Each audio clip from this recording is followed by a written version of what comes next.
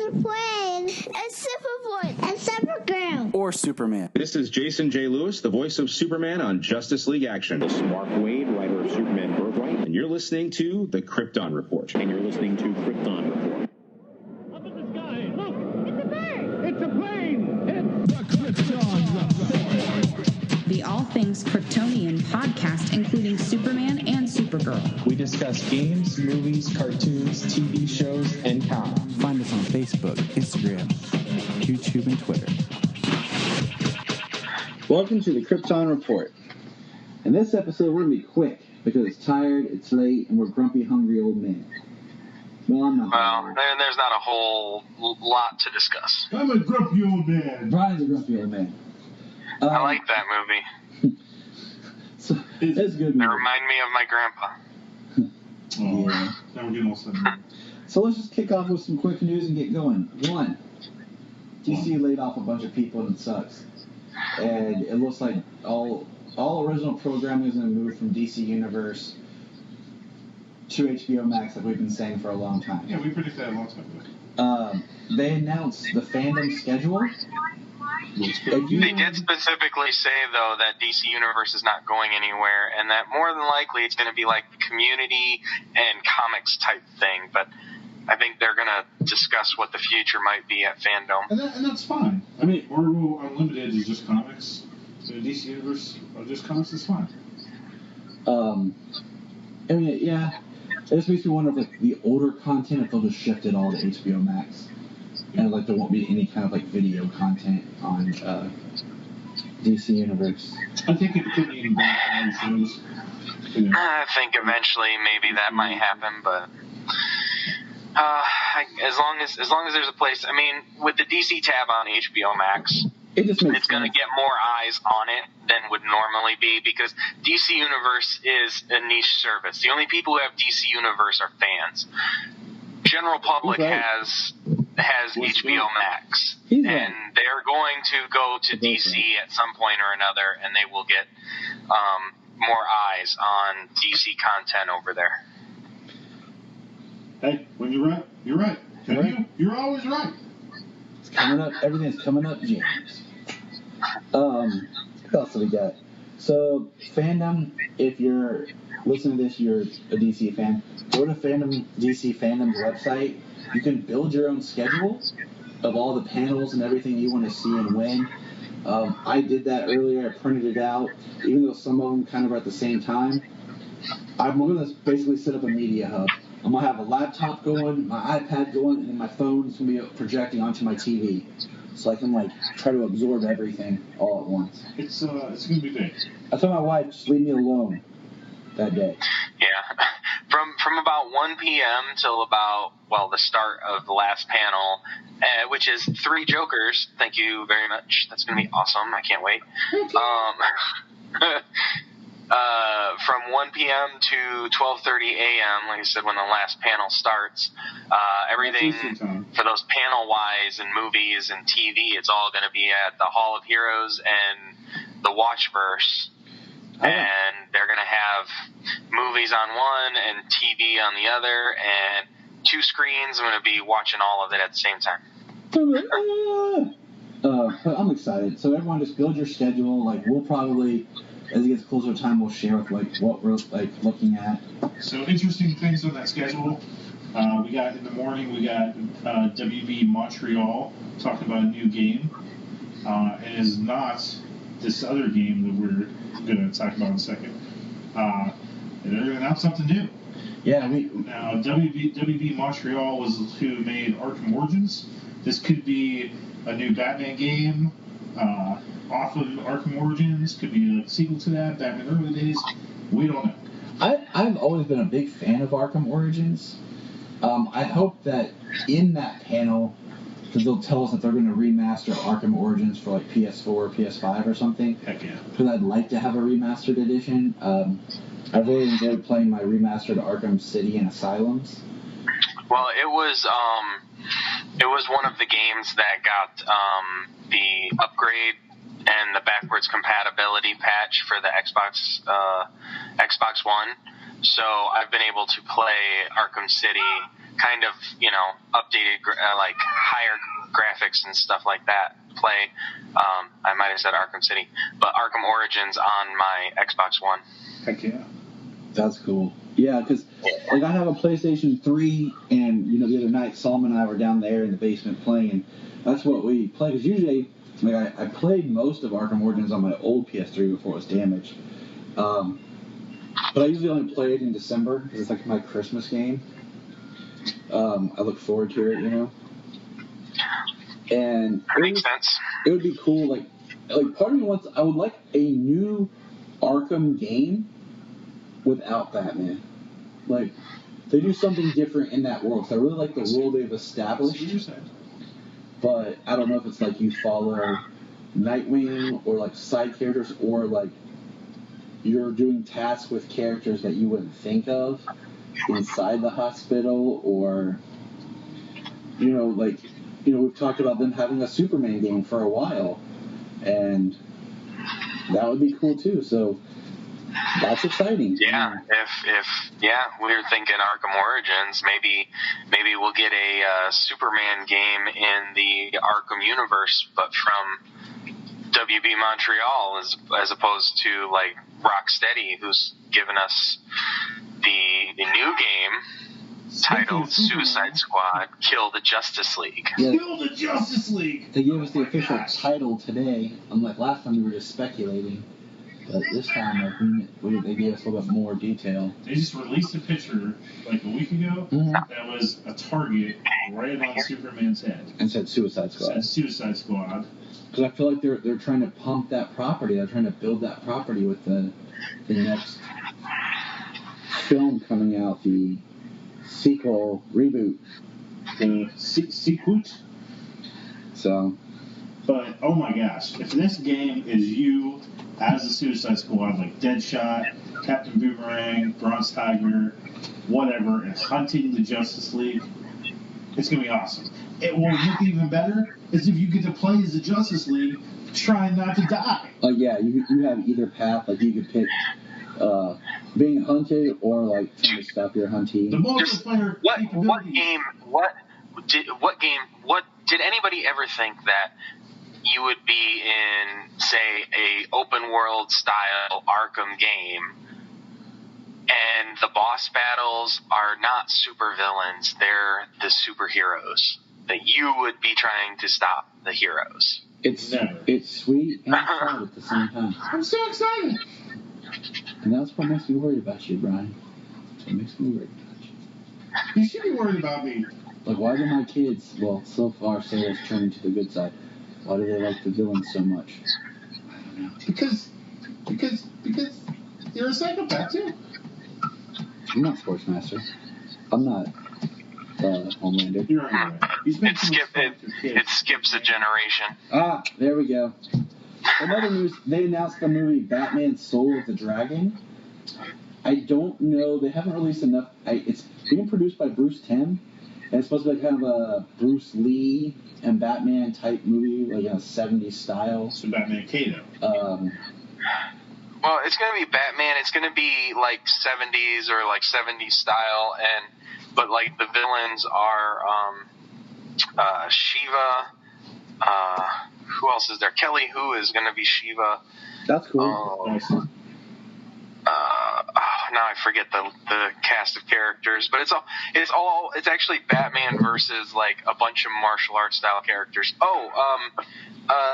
Dragon, Richard something or other from Arrow season season 6 and season 7. The one they did crappy on Arrow. It was like Constantine Dragon or Richard Dragon is what they called him. Yeah, him. I'm pretty sure he's one of the characters. What did they one of the change villains on Arrow? Ricardo Diaz is what he was on Arrow. Yeah. So, I mean, that's cool. I don't know if it's going to be like that outlier movie that we get, like, because it feels like we always get a DC movie that's an outlier, or if it's going to be like the next DC animated film after Man of Tomorrow. No, because after Man of Tomorrow is The Death in the Family. So it'll be after Death in the Family. Well, Death in the Family, it's actually like it's actually a short, so I don't know like if we're gonna like see the entire film as like under the red hood kind of thing, because it's actually it's one of the showcases. And when it comes out, it's supposed to have all the other shorts with it, the Sergeant Rock, Phantom Stranger. Shazam is considered a release, and it was a short, which is one I wish was a full-length kind of film. the same thing. But it's been announced like how they always do, like in the summer, usually at Comic-Con, they announce like the next 3 or 4 films. Yeah, early next year, it's the first movie coming out is Soul of the Dragon, so it's going to be like the first full film after Man of Tomorrow. So that'd be cool. Even though I really wish they would. It's neat that they're doing like a 70s vibe or whatever, but I love DC films, and I kind of wish they would expand more on some of these other characters instead of just giving me the shorts. So I'm glad the shorts have come back. Like the Phantom Stranger one was interesting. The Spectre. Give me a Spectre film, please. I would like some of these other characters developed more. And then just being Batman, Superman, Batman, Superman, Batman, Superman. There's a lot of characters that I think that they could. Well, we don't have a clear picture of what the future of the DC animated features are going to be. They're continuing to make them. We just don't know what's going on. With the reveal of this one, I assume that the line is still going to continue, and it's going to be interesting. It's obviously it's not the same animation style, and with it having like a 70s vibe, it's going to be different and, more than likely separate from Man of Tomorrow. But it'll be interesting if more individual characters start getting their own films. We never got a Flash film or a Green Lantern film after the continuity film started. Yeah. Exactly. We haven't gotten one since First Flight and Emerald Knights. We never got one period for Flash.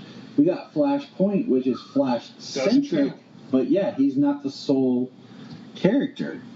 But anyways, so let's talk comics for a minute. Bryan. Other comics. I'm sorry I put you through this, but I needed your voice of reason here.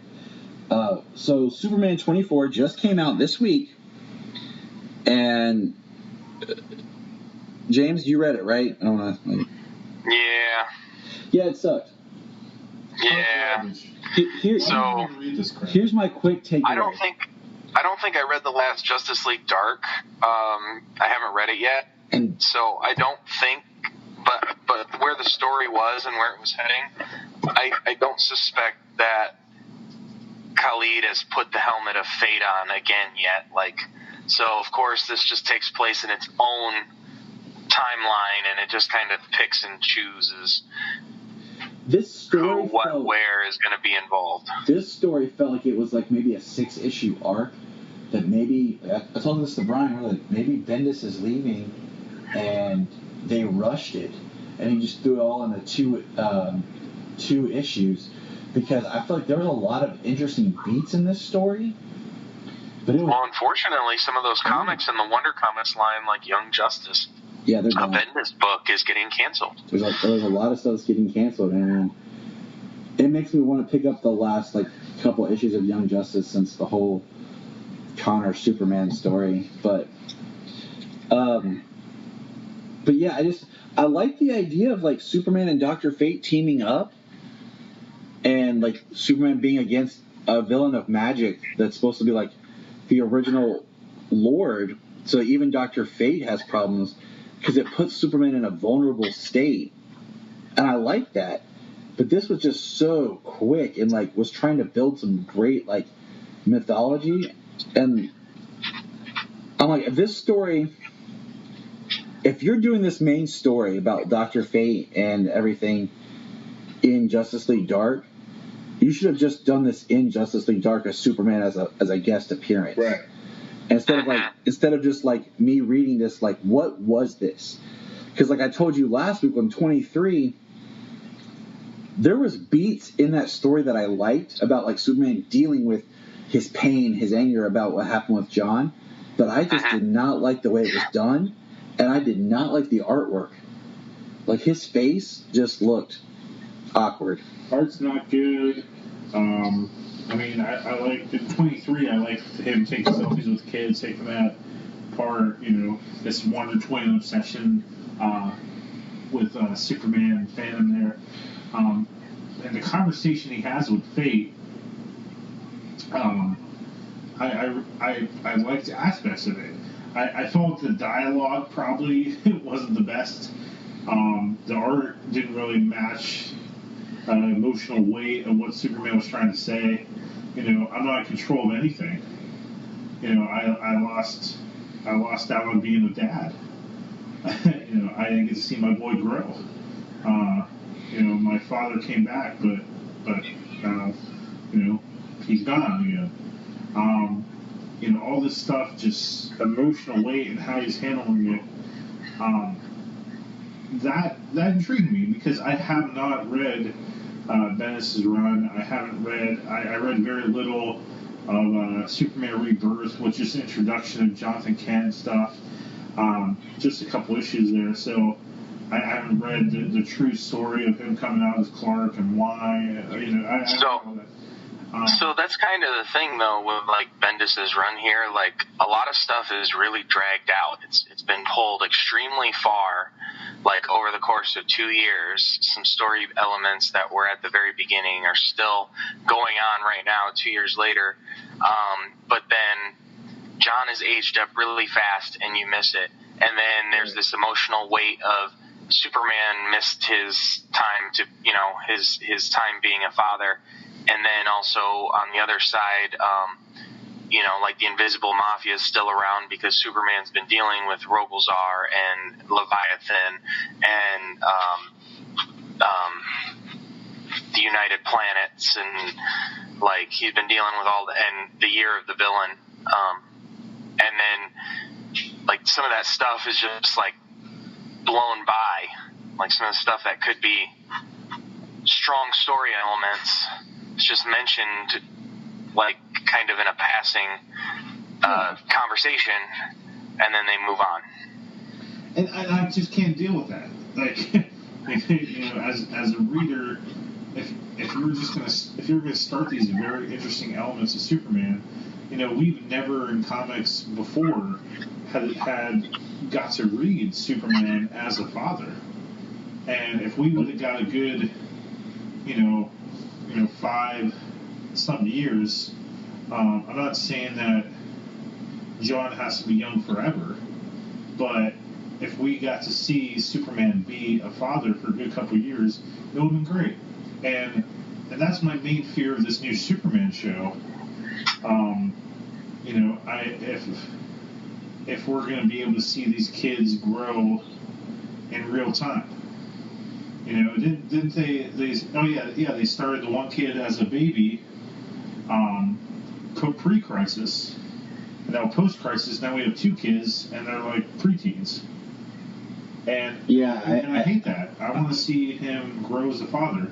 Like, I want to see fatherhood day one of Superman, changing diapers, like having that vulnerability. Give me flashbacks. Yeah.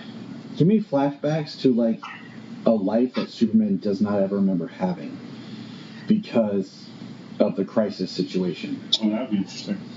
Yeah. Just like, you know, how we had Barry wrestling with like his mind remembering post-crisis or pre-crisis and then like trying to catch up with post-crisis. Give me some Superman where he's having these memories of doing stuff with the boys that he doesn't actually remember actually doing because it happened in that crisis shift. See, that's what annoyed me about when Damian was introduced in the comics. That's what annoyed me. Like, we have this kid he's already kind of grown. He's already, you know, like 10, 11 years old. Like, I'm not saying that it would give away some action in the comics though, but I think it would be nice to have some type of story, at least just for a little bit, where we see Bruce and Clark and just our heroes be parents, have some realism to what we deal with, as adults. Like I want to see some of that. And of course, I want to see them grow up and and replace their fathers as respective heroes. But I don't know. I think these writers kind of get scared sometimes, or Warner Bros. Gets scared, or somebody gets scared. No, it's because anytime they change something too much, it's like all of a sudden they're like, we got to return it back to the status quo. But I don't think they need to necessarily. Some things they don't need to. I mean, sometimes they're going downhill. I mean, they need to change back to status quo right now. I mean, Bendis is just giving us garbage. And hey, G5 officially got canceled. We didn't mention that, but just thought I'd throw that out there. So don't worry about that garbage. But speaking of some garbage, let's jump into, we have 3 more. We're wrapping up our discussion about the Famous Studios / Max Fleischer series. And we got 3 cartoons left to go, starting with March 36, 1943's The Jungle Drums. So we just watched Jungle Drums. What did you guys think? I think that it was really weird, and Superman didn't have his costume for a lot. Yeah, there really wasn't much Superman in it at all. Yeah, there was Superman had his costume on. And he take it off and he put at first they're like there's no Superman. Yeah, Clark got one line, but it was a lot of Lois. And really weird bad guys too. It's all about World War II. But bad guys go was to fire. Yeah, the bad guy was trying to put Lois in the fire. And Superman saved her, but he didn't say anything. He just punched people. He didn't do much. It didn't really feel like a Superman cartoon, did it? Yeah. It was weird. Can we watch another one? Or I like to call it racist propaganda. I mean, the villain is a German in a white suit, looks like a Ku Klux Klan with horns in a jungle with very ethnically drawn or ethically insensitively incorrectly drawn jungle people. Tribes people. Like African tribes people. Their animation is horrible. The bad guy is a German. He's a Nazi. There's literally Nazi subs. There's swastikas on there, and then they bomb the subs, out of the water and everything. And straight war propaganda episode. That is all it is. That's all we get for the last 3. Bryan watched this and was like, that sucked. Then we watched The Bird People, and it's the same thing. We're not there yet. Sorry, I'm angry. I did point out to Bryan how, in these Famous Studios, how they do the different intro. Yeah. With the it's more powerful than a hurricane. More powerful than a hurricane, stronger than seething earth. And Bryan's like, I don't remember any of this. I'm like, NF, welcome to these cartoons. So yeah, the Jungle Drums I did not enjoy at all. It felt very lacking. Superman played almost no role in it till the end, where he jumps in the fire and grabs Lois, and that's the best part.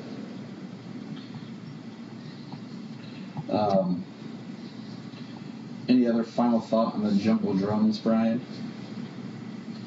Crap. It's not Max Fleischer cartoon, man. Fleischer, Flippy, Slippy, Swanson. You can tell. I feel like from an animation, they kept a lot of tonight. That was way off. The background, the way they animated the background stills and stuff like that, but the foreground animation was what was.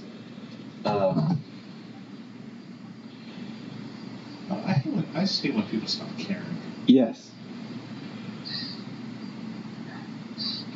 Yeah, I think they were like, all right, we got to finish out these last 3, so let's just, let's draw them, let's get them recorded, let's get them out of there. Yeah, basically. Alright, so moving on. The Underground World, released June 18th, 1943. So that was the Underground World. What do you think, Sayla? I think Superman. I think the eagle. I think the Superman saved the Rose and the guy. Yeah. Yeah. What's that guy's name? Mr. Henderson? Mr. Henderson. I think it was weird. Like, Clark didn't do anything. Then he has a different voice. And then he didn't show up to the end. Yeah. He just take it off. We're just watching Superman cartoon. I think that's cool. It was weird. Like, Yeah. The eagle and the... he felt like Birdman. And they just, I don't know. These aren't as fun as the first ones, are they? Superman doesn't do nothing but like punch people and show up at the very last second. I don't know. It's kind of sad. Kind of a bummer. Aw, It's not a bummer. that's sad. Bryan's favorite, because it was the same dang cartoon, wasn't it, Bryan? Just now we It's the have... same damn cartoon, but we have bird people. It's like, I don't know. It's like Home Alone and Home Alone 2 Lost in New York. Only it's not good. And what's the point of the guy's father having a statue when it's pointed out, it's mentioned, they show it a couple of times, and then they bury the entrance to the underground world, and that's it. I took it that it was his dad. That they were like dipping. It was his dad, but why was there a statue of his dad there? What is that? They dipped his dad in gold. Like that's their thing. It's like they were worshiping. Okay, that's what that was. They dipped him in gold, pulled him out, and then they're like the statues. I love gold. I love gold. My schnauz. No, you crazy Dutch bastard. But it just, once again, Superman played no role. And Bryan even pointed out, like, in the scene where he's, like, changing behind the rock, he, like, puts his cape on. Like, it's not even, like, that dramatic of, like, him changing. And, like, he doesn't do anything. Like, it was weird because in the racist one, he's standing on a rock, just like in this bird people one, and he takes off his outfit in the shadow, but the cape's on. He's fine. He slips the boot on and flies off.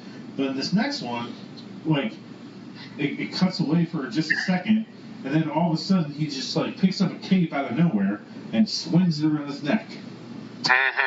Like I noticed that too. And if you want to watch one that's even more like weird and propaganda, go watch The 11th Hour. No, cool. That one's even more just awkward. I'm cool. I'm cool, bro. I'm trying to cut down.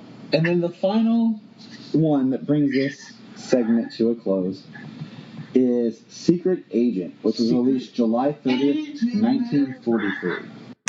So we just watched the last one called Secret Agent. What'd you think, Sayla?